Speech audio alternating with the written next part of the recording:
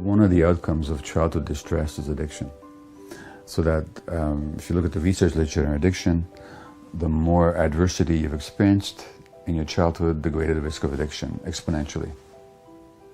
And in the downtown east side, Vancouver, which is a population very much affected by addiction, in 14 years I never met a single woman who had not been sexually abused as a child. And many of the men had been abused, traumatized, abandoned, neglected. Terrible things happened to them over time.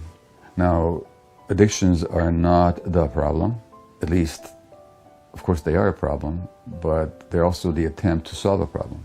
And the problem is unbearable psychic distress or pain. So there's no understanding of addiction without understanding human pain.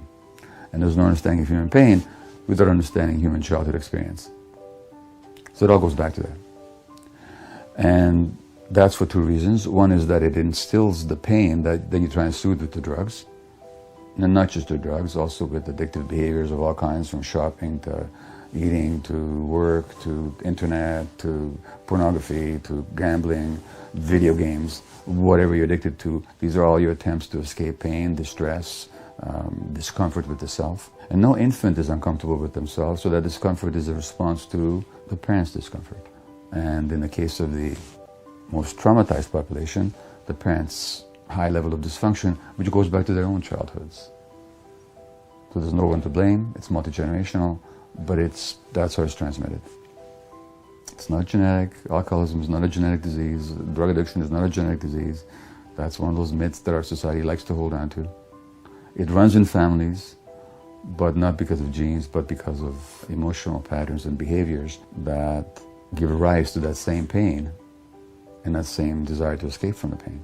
So that's the first reason. The second reason why negative childhood experiences, particularly trauma, predisposed to addiction is because it actually shapes the brain in certain ways. So that the brain's reward chemicals, the circuitry that modulates those chemicals, doesn't develop as well in a traumatized child. Nor do the circuits that regulate stress. So their way of regulating stress is to do something that soothes their pain temporarily. So when you're stressed, you're going to drink a lot, eat a lot, go shopping, spend money you haven't got, do drugs. Those circuits, again, develop or don't in response to childhood experience. And the more supportive and secure the environment, the more optimally those circuits develop. Now you've got the reward and the pleasure and the happiness chemicals inside you. And they're available to you. But what happens if the environment doesn't promote or encourage that kind of development? Then you'll be seeking it from the outside. So addictions, whether physical or behavioral, are all about trying to seek something from the outside that you're not able to generate from within. And it all goes back to pain and loss and, in the severe cases, trauma.